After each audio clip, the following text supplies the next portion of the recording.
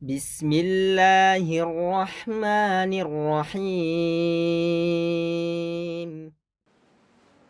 Raditu billahi rabba wa bil islami dina wa bi muhammadin nabiyya wa rasulah. Rabbi zidni ilma warzuqni rahmah. Amin. Yang saya hormati Ketua Yayasan Bapak Agung Karmadi beserta jajaran pengurus yang hadir. Yang saya hormati Mudir dan para musyrif MTQ. Yang saya hormati para santri dan tamu yang ada pada saat ini. Alhamdulillah, bersyukur pada Allah saya mendapat kesempatan bersilaturahim dengan calon-calon pemimpin umat. Karena pepatah Arab mengatakan Subhanul Yaum Rijalul Qad. Pemuda hari ini adalah pemimpin di masa yang akan datang. Dalam Al-Quran Allah mengisyaratkan innahum fidyatun amanu bi rabbihim wa zidnahum huda. Ya. Mereka adalah para pemuda-pemuda ya, yang beriman kepada Allah, maka Allah kemudian wazidnahum huda, menambahkan kepada mereka petunjuk. Imam Ali bin Abi Thalib mengatakan, idza balagha isrina amma fa'ajarahul fikharu fala fikhar. Jika seseorang itu telah mencapai umur 20 tahun sedang dia belum menggenggam prestasi, jangan harap dia akan menjadi orang di kemudian hari. Ini umur 20 tahun itu umur yang menentukan. Idza balagha isrina amma ya fa'ajarahul fikharu fala fikhar.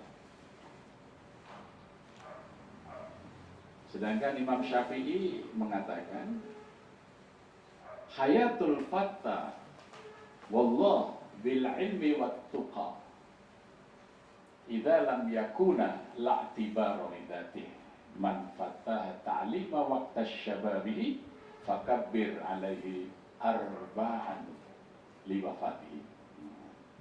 Sungguh hidupnya seorang pemuda wallah hanya dengan ilmu dan takwanya. Ya, jadi seorang pemuda itu dikatakan hidup kalau dia berilmu dan bertakwa.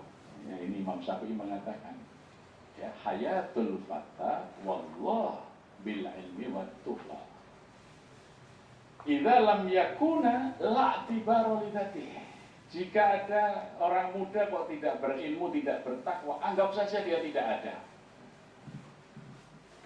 Man fataha ta'lima waqta syababihi fakabbir alaihi arba'an liwafatihi.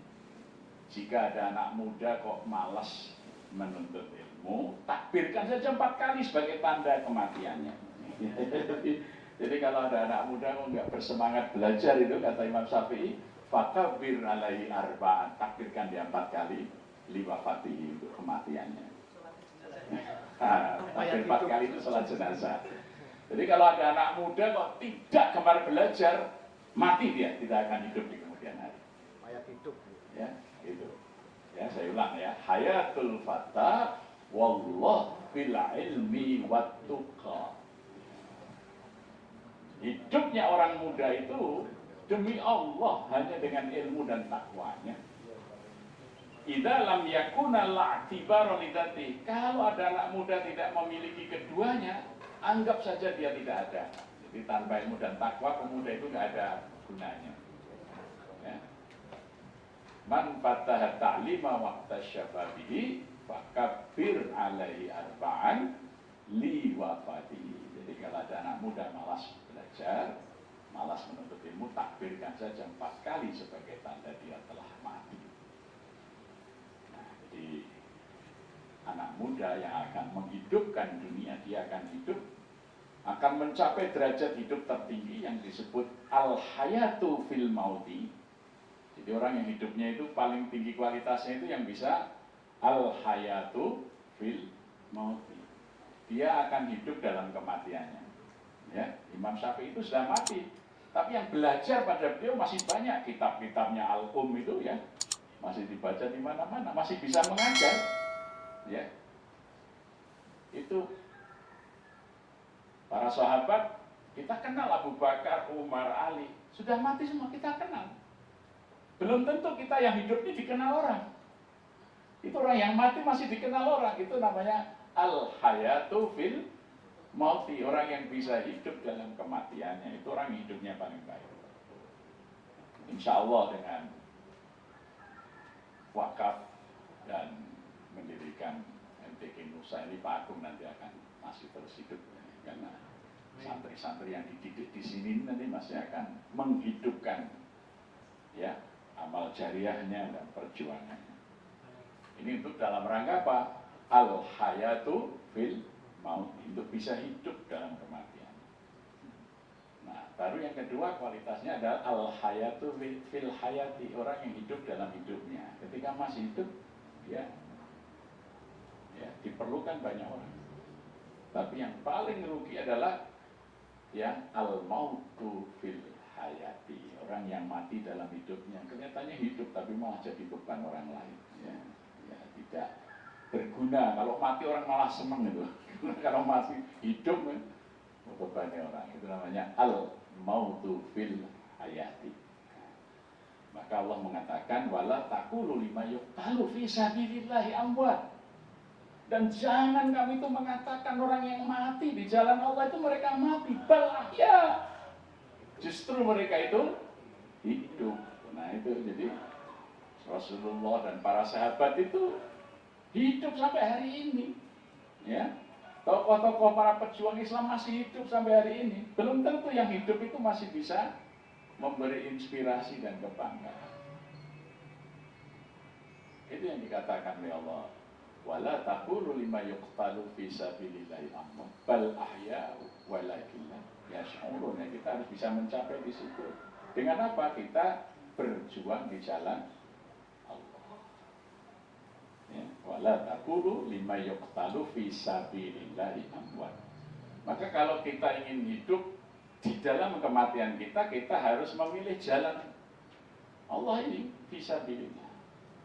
Kalau kita tidak di jalan Allah, kita akan mati dalam kematian. Tapi kalau kita di jalan Allah, kita akan hidup meskipun kita telah mati. Ya. Jadi oleh karena itu pilihan adik-adik semuanya masuk di sini dalam rangka meraih puncak kehidupan itu, menjadi orang-orang yang bisa hidup terus, tidak mati meskipun dalam kematiannya masih hidup. Ya. Masih terus. Dan bahkan dimuliakan Allah sebagai keluarganya, karena keluarga Allah hanya dua, Ahlullah itu hanya dua. Satu adalah para pemakmur masjid, innama umaru masajidahu Ahlullah. Sesungguhnya orang-orang yang memakmurkan masjid adalah keluarganya. Yang kedua adalah para hufat, orang yang menghafal Al-Quran, itu Ahlullah. Orang yang memakmurkan masjid karena dia memakmurkan rumah Allah di bumi, buyutillah fil ardh. Orang yang menghafal Quran karena memelihara kalamullah, memelihara firman-Nya Allah. Kalau orang sudah hafal dan paham Quran, hidupnya menjadi mudah, karena semua persoalan itu ada jawabnya dalam Quran. Ada satu anekdot yang ditulis oleh Abdullah ibn Mubarak. Dia dari perjalanan di Mekah mau ke Palestina. Di tengah jalan dia melihat sebuah titik hitam di tengah padang pasir. Kalau hitam itu di Arab itu perempuan, dan perempuan itu pakainya hitam-hitamnya. Maka ketika didekati ternyata betul seorang wanita tua sendirian di padang pasir naik unta. Maka disapa, Assalamualaikum. Apa jawabnya? Salamun qaulan min rabbir rahim. Surat apa? Yasin gitu. Terus ditanya, ibu ini sendirian, tidak takut tersesat? Jawabnya apa? Mayyahdillahu fala mudhillalah wa may yudlil fala Dialah. Surat apa? Jawabnya Quran lagi. Ditanya, ibu dari mana mau kemana? Jawabnya, Subhanalladzi asra bi abdihi lailan minal masjidil haram ilal masjidil aqsa. Oh, ini dari Masjidil Haram mau ke Masjidil Aqsa. Ya. Ibu tidak takut dirampok orang atau kehabisan bekal. Apa jawabnya? Alladzi at'amahum min ju' wa amanahum min khauf.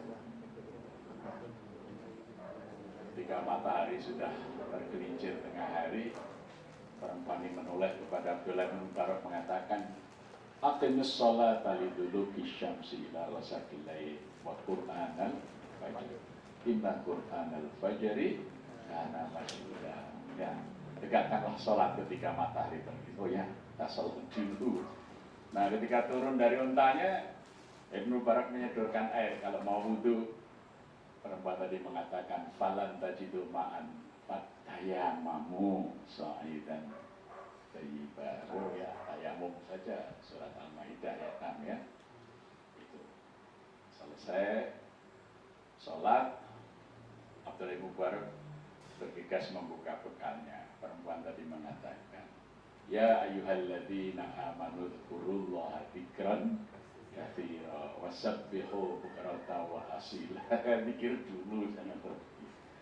Selesai zikir, bekalnya ditawarkan, Bu, ayo kita makan, saya punya bekal lebih. Jawabnya apa?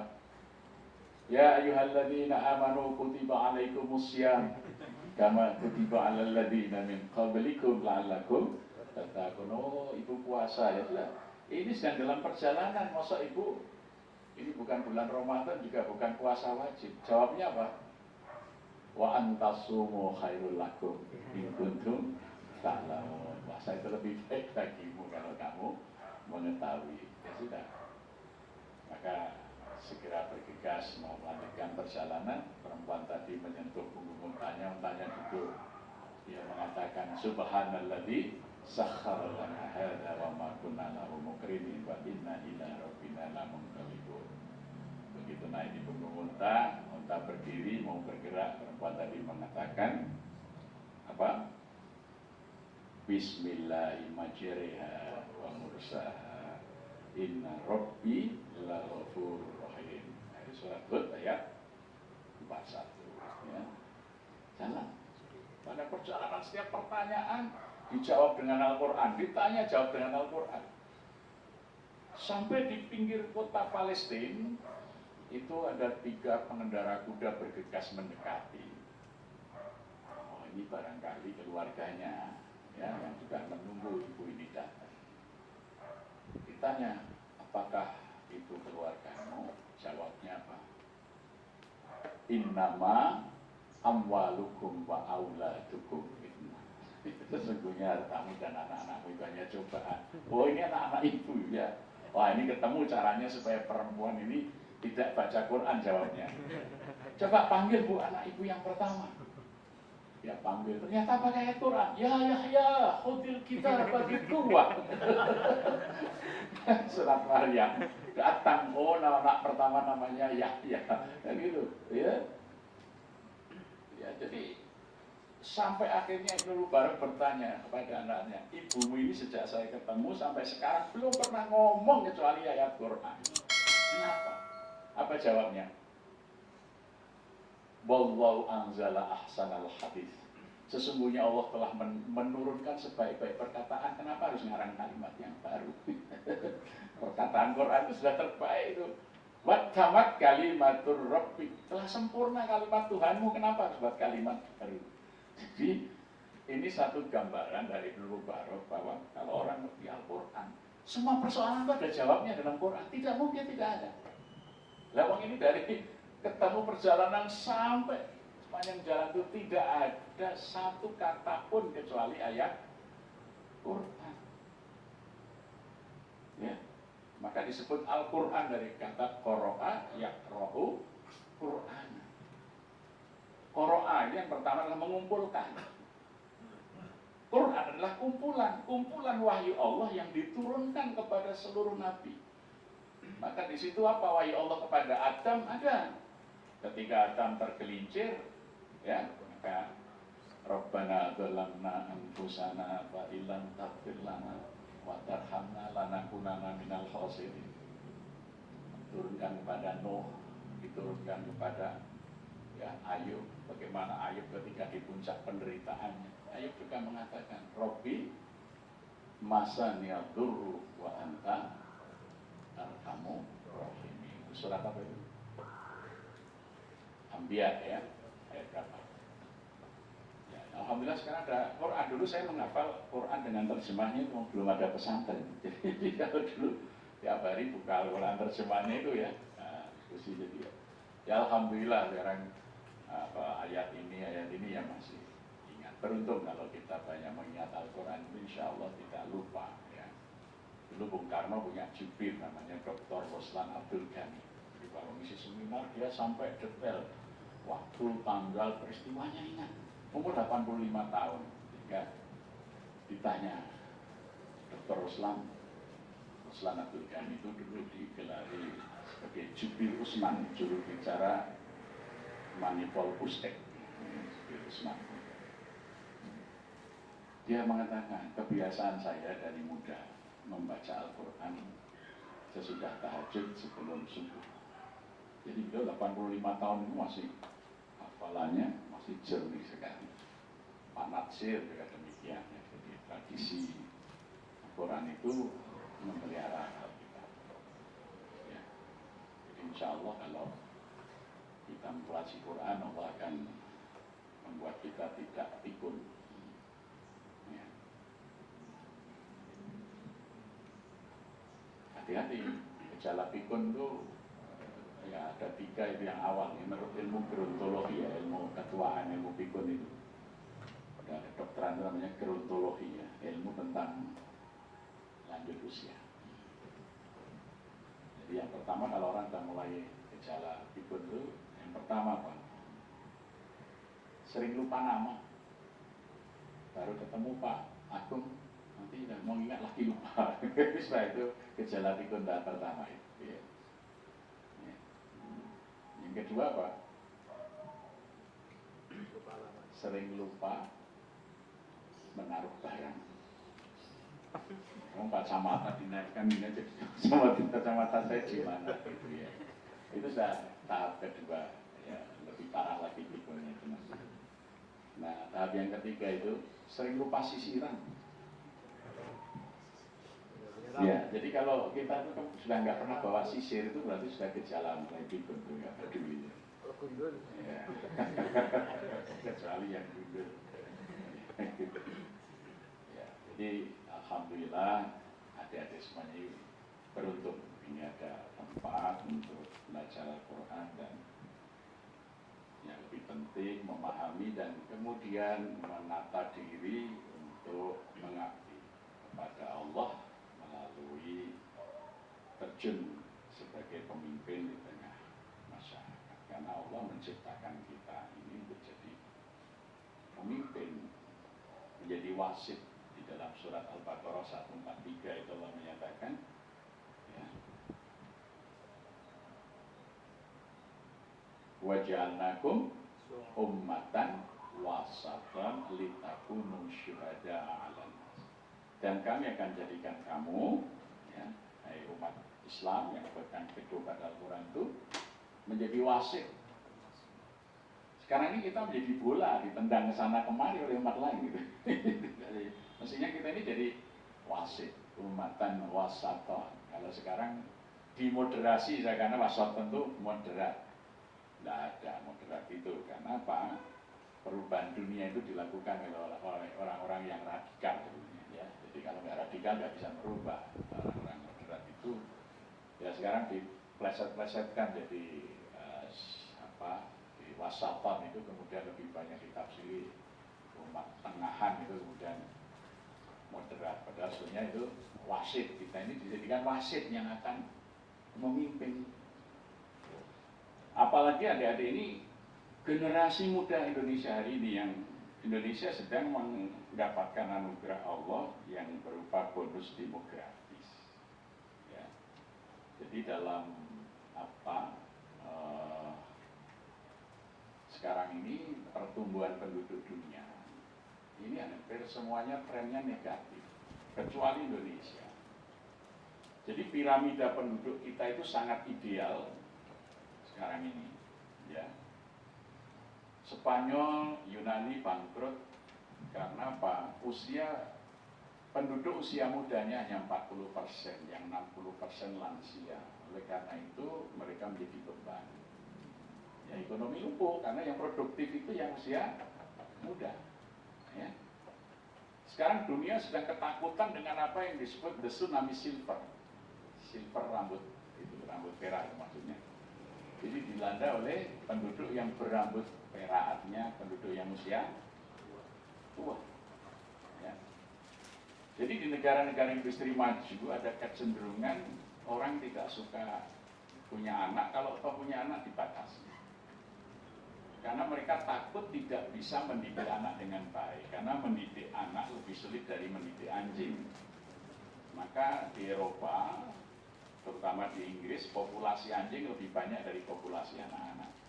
Jadi orang tua di sana kalau jalan-jalan nggak gandeng anak, nggak gandeng cucu, yang digandeng anjingnya. Ya, jadi kalau di kota-kota itu sudah mulai ada orang jalan-jalan gandeng anjing, ya, berarti itu sudah krisis. Karena apa? Mendidik anjing itu mudah sekali. Anjing itu kasih pakan, namanya didresir gitu ya. Dresir itu secara psikologis, anjing itu dipanggil dengan kentongan, tung tung tung, kasih daging. Dipanggil lagi pakai gong-gong, pukul kepalanya. Di benak anjing itu kalau dengar kentongan daging, maka dengar kentongan dia akan mencari di mana ada kentongan. Kalau dengar gong dia akan lari menjauh karena dipukul. Itu namanya dresir teori. Nah, maka anjing itu akan setia sekali. Dengar deru knalpot majikannya aja dia turun dari tempat tidurnya menyambut, menciumi kakinya, wah senang sekali. Belum tentu anaknya dengar knalpot bapak tua, orang tuanya masuk, dia keluar terus menyambut, assalamualaikum, gandeng bawakan tasnya. Itu sekarang udah jarang terjadi, ya enggak? Nah, makanya lebih senang mendidik anjing daripada anak. Anak belum tentu seloyal itu.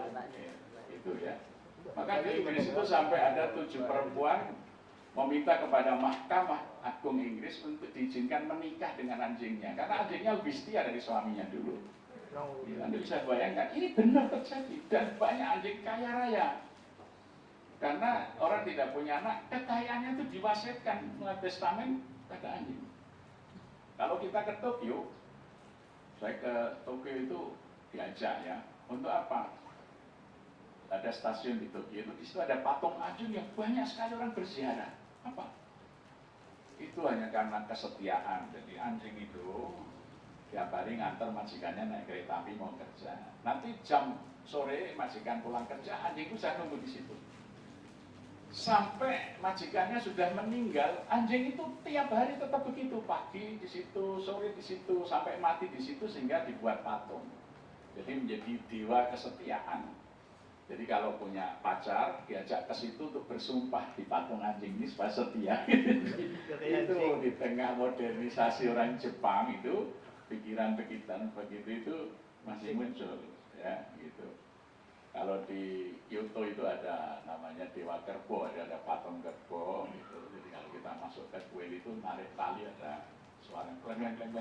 Katanya membangunkan dewanya dulu. Nah, kemudian kita naruh pakai amplop itu apa yang kita minta kepada patung Kerbo itu. Ya. Nah, kalau di Jepang itu Kerbo itu simbol kecerdasan. Jadi mahasiswa kalau mau ujian ramai berkunjung ke situ. Ya, gitu. Kalau di situ Kerbo itu simbol kebodohan ya, kebu bodoh tapi pinter kan gitu. Ya.